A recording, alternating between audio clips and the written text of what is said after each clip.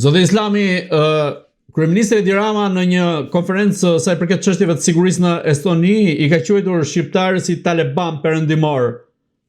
Ju si e lexoni këtë deklaratë e Edi Ramës?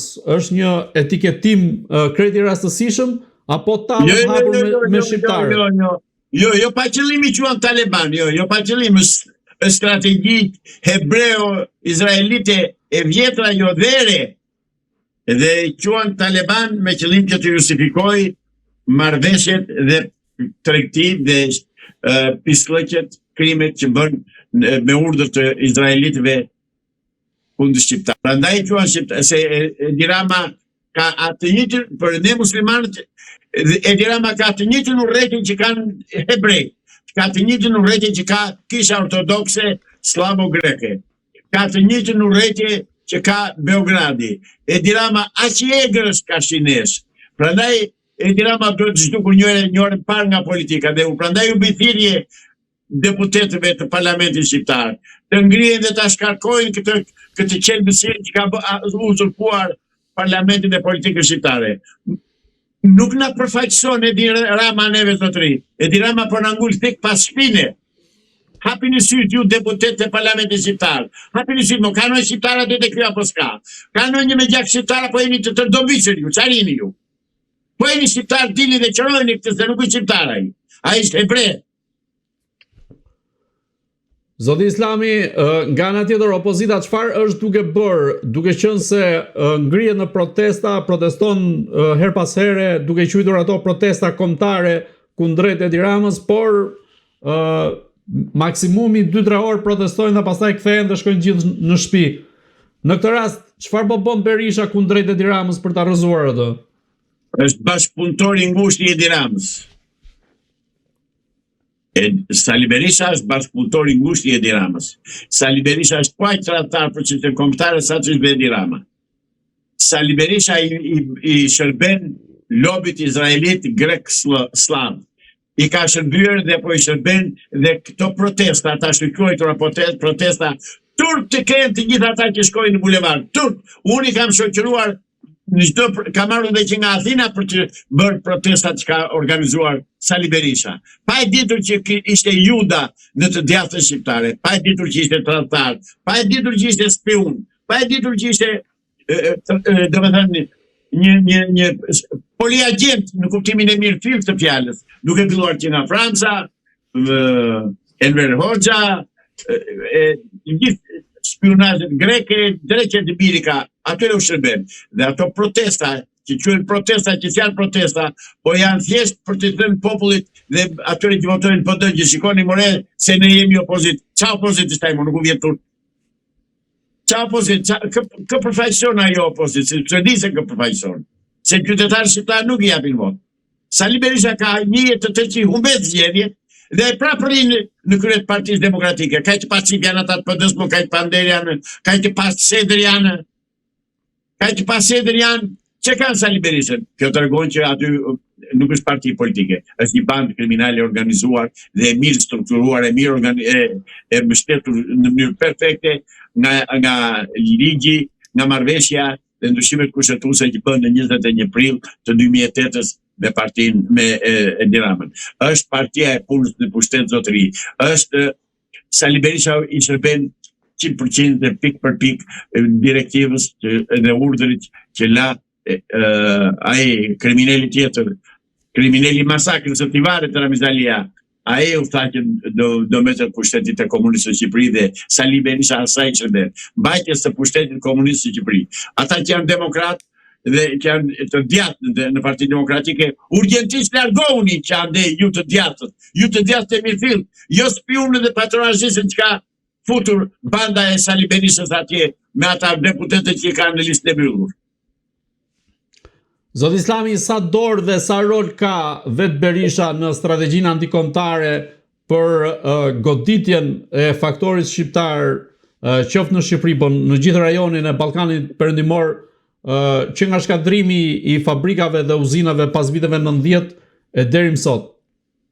Është autor dhe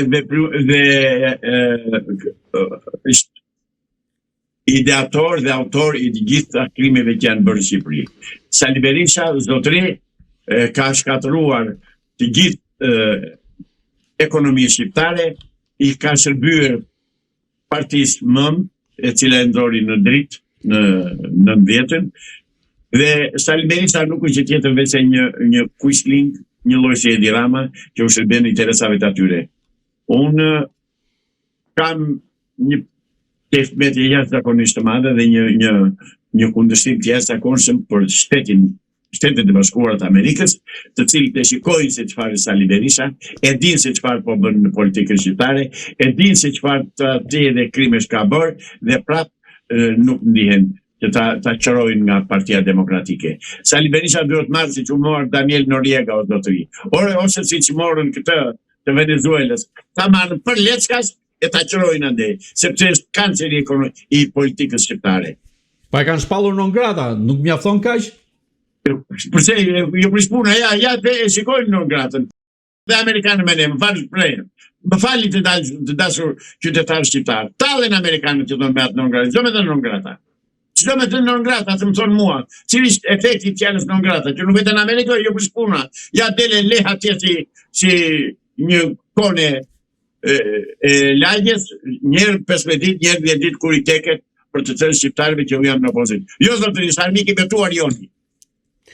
Zoti Islami, si është mundur që Berisha nuk i hap dosjet, po themi, ose t'i bëj publike dosjen e Belinda Ballukut dhe Ergyll Sagasit, pasi 2 ditë më parë është pyetur për një gjë të tillë, që pse nuk i bën publike vetë Partia Demokratike që i denoncoi hapur aferat e Belinda Ballukut dhe të Ergyll Sagasit, dhe Berisha nga ana e tij është përgjigjur se deputetët e Partisë Demokratike kanë firmosur në SPAK sekretin hetimor, pra janë përbajtur sekretin hetimor dhe nuk mund të shkelin kushtetutën.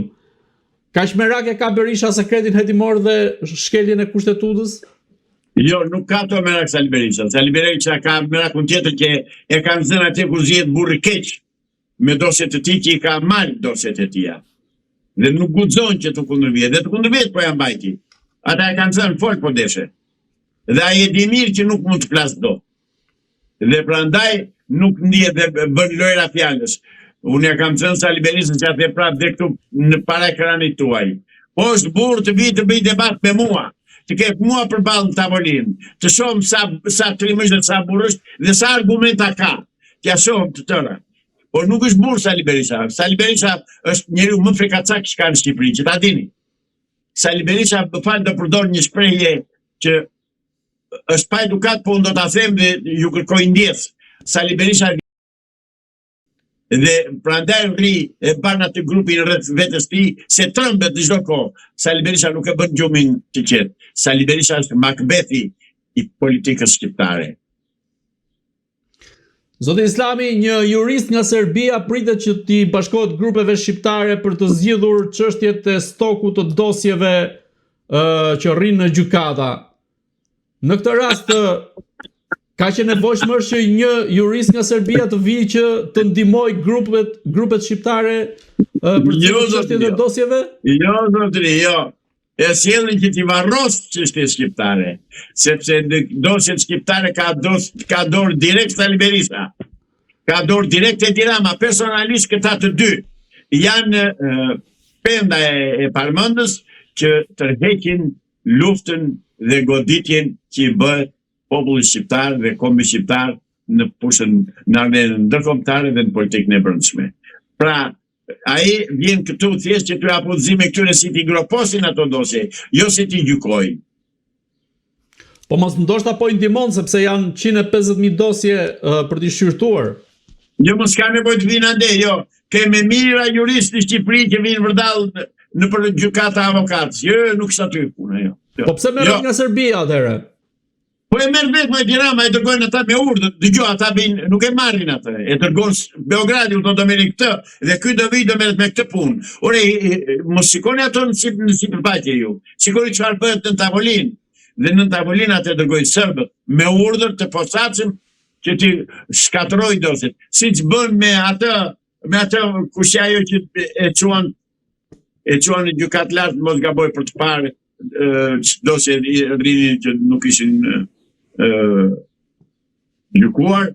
Pra, e bëjnë për ta varrosur drejtsinë, jo për të bërë drejtësi, zotëri. Nuk ka drejtësi në Shqipëri me këtë klasë politike. Harrojeni. Do vim tek një element tjetër që është tmerrsisht i papranueshëm. Gjyqet që bëhen në dhomë këshillimi. Kam një rast që thot 3 herë gjyqtari u gjykuar kjo çështje thot në dhomë këshillimi thot 3 herë një gjyqtar, një çështje, e shtyr 3 herë me veten e tij. Çan këto mo? E kuptoni që s'ka drejtësi në Shqipëri dhe s'bëhet drejtësi në këtë mënyrë. Duhet përmbysur gjithçka. Ç'është bërë deri tani? Dhe të futen në sistemin e drejtësisë të gjithë juristët që kanë mbaruar jashtë shtetit. Ata mund ta bëjnë drejtësi në Shqipëri, jo këta që janë në funksionin e drejtësisë. Zoti Islami, një grup prokurorësh të SPAK-ut kanë qenë në Shtetet Bashkuara të Amerikës ku kanë marrë edhe ndihmën dhe këshillimet e nevojshme sa i përket goditjeve në nivelet e larta. Në këtë rast, a mendoni se SPAK-u do të bëj goditje duke shkuar edhe tek vetë Edi Rama sa i përket dosjeve të nxehta dhe nga ana tjetër apo u jep vërtet Amerika një dorë SPAK-ut për të ecur përpara në reformën drejtësi apo tashmë gjithçka është në duart e Edi Ramës dhe vepron Edi Rama se kush duhet goditë dhe kush jo? Amerika ka ngritur duart para Edi Ramës, që ta dish. Ka ngritur duart. Po pse ka qenë fort është Edi Rama?